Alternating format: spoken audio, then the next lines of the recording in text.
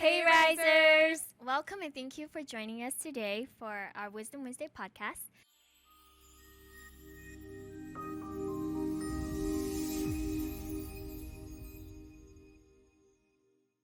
Today is going to be a little bit different because we have some new faces here. Woo! Go ahead and introduce yourselves. Hi everyone, my name's Cami V. I'm one of the Rise Angels here. Hi, I'm Rosemary, and I'm the vocal instructor at Rise. All right, and before we dive into our topic for today, we have one announcement to make. Yes, so we have our cupcake fundraiser sponsored by Lee's Kitchen.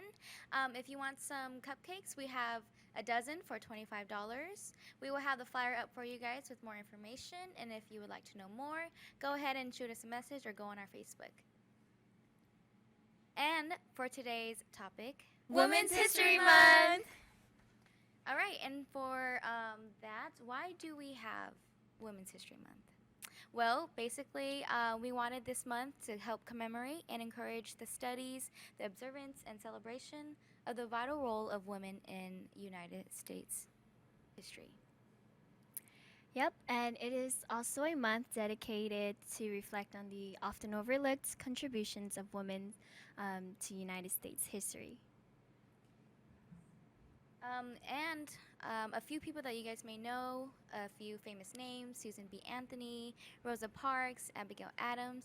These are all vital women in America's history that we just wanted to recognize. So in our Hmong community, we just wanted to acknowledge Mal Misty Her, who is the highest ranking K-12 professional in the nation.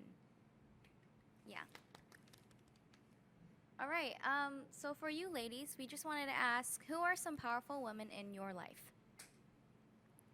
Well, I'll start.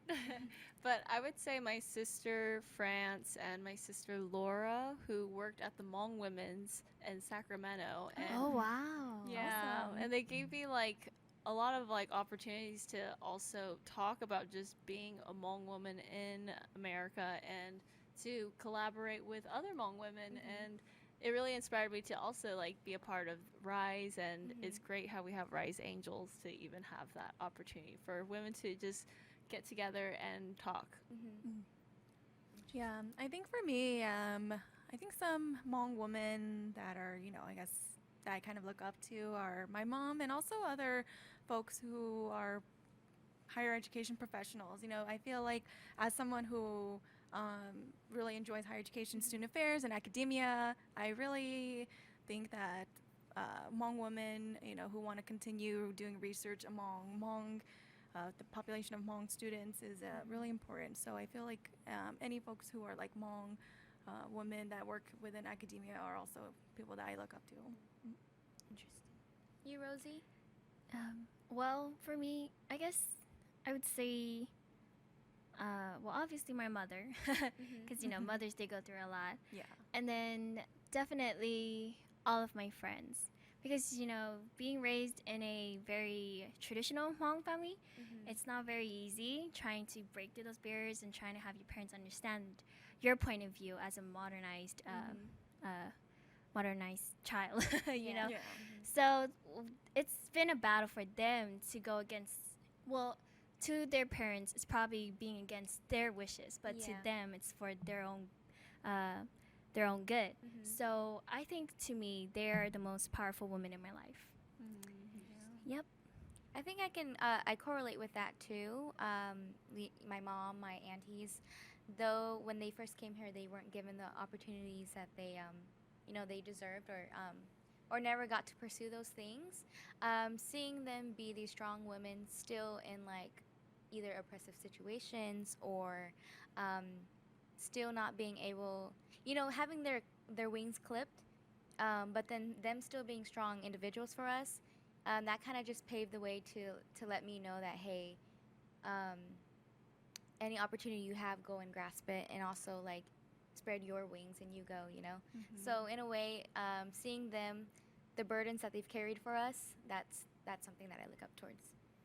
Yeah, definitely. I agree on that. I want to give a big shout out to all of the Hmong women out there, especially the older generation who went through the war and then came over here. They basically came over here, and built an empire from the ground up and, whatever that means to you. You know, they were able to get their own house, Yeah.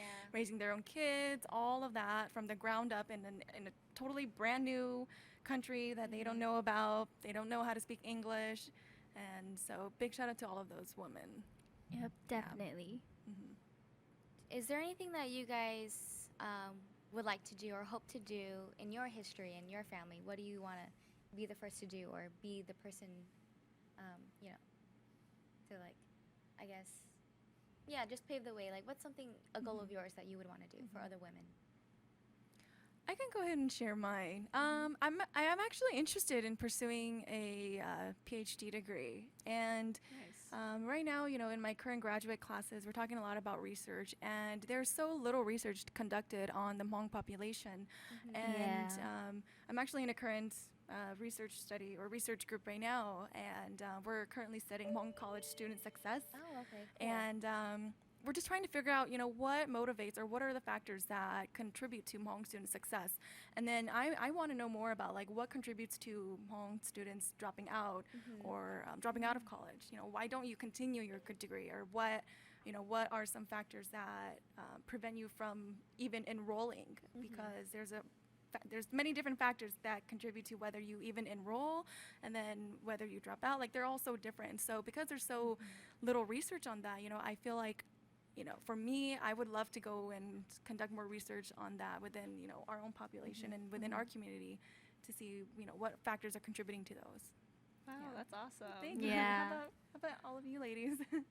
Well, I want to be a business owner, and hopefully, well, with massage therapy. So I'm going to massage school right now. Oh wow. But I also really want to go into environmental studies because that's my major right now, environmental occupational safety and health, and deal with like pollution. So there's a lot of aspects I want to go into, but it's definitely one at a time. So those are the first two that I want to like work at, and then we'll see further projects. That's awesome. Mhm. You, Rosie? Well, for me, it's probably just to at least finish college with a degree. Well, I plan to get a master's degree in whatever major I'm in right now. Well, right now I'm in pre-nursing, but I'm still thinking of other Exploring. majors. Yeah. So that's what I have so far. Yeah. Cool. That's great. Interesting. I think for me, as the oldest, one of the oldest grandkids and also the oldest of my siblings, what I want to do is help pave the way or clear out the way of like oppressive or negative or toxic traditions that our culture may hold or views that our parents weren't used to. I hope to like kind of be the punching bag where I'll be the first one to go through it and then kind of clear the way, open the minds of the adults so that my younger cousins, my siblings, when they decide to go in their own routes, despite it being, you know, kind of looked down upon or a little like look like kind of just with a bad view, hopefully it makes it a little easier for them. So yeah, Wow, just that. that's That's really awesome. good. Yeah. Yeah. Yeah, I think since like my oldest sister, she was the one that paved the way for me, and Oh, that makes a huge difference. Like in everyone who is in that first child, first generation needs to like do that for the younger generation. So that's pretty Yeah. awesome that you're trying to do that. Thank you. Yeah, it's kind of tough, you know. I mean, we're the punching bag, so we kind of deal with all the first bumps and scrapes and everything. So Mm-hmm. yeah, but you guys, how many sisters do you guys have? I have 4. Or Wow. I only have one, and she's the youngest of our family. Wow. For me, I don't have any sisters. I'm actually the only daughter out of 4 other boys. Wow. How Yeah. does that feel to be like the only Yeah. daughter? You know, a lot of people have always asked me, do I want a sister? And I think when I was younger, I may have wanted one, but it was never something that I really wanted.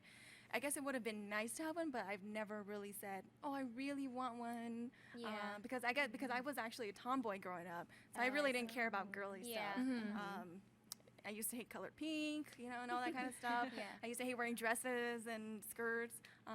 You know, I grew out of that, and I think because I was such a tomboy, I really didn't care about having other girls around me. So it really didn't have a big effect on me. But I know that, like, within our own Hmong culture, daughters are expected to do everything.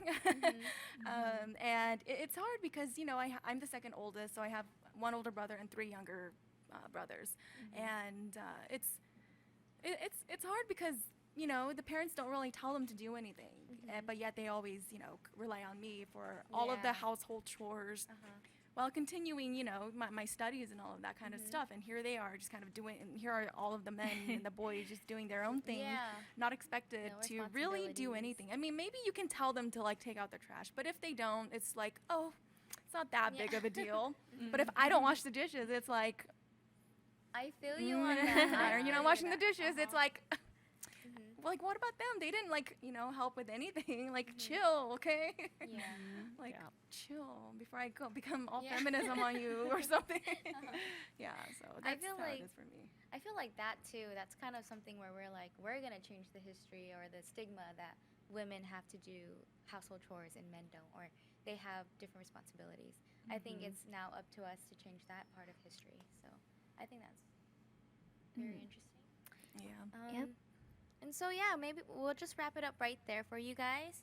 Thank you again for tuning in. Okay, and about our giveaway. Yes, so we will be giving away a two-way dash cam once we reach 1,000 subscribers. So please do comment and interact with us and subscribe. Another giveaway is once a week we will be giving out a Jumbo Juice card, and that is a buy one get one free, and it works 6 times. So all you need to do is to subscribe and comment Jamba or just comment anything down below, and then you'll be in the list for one of these prizes and giveaways. And again, thank you, Rosemary and Cami, for joining us for today. Of course. It was lovely to have Thanks you guys. for having Thanks us. for having us. Yeah. We'll see you guys soon. Bye.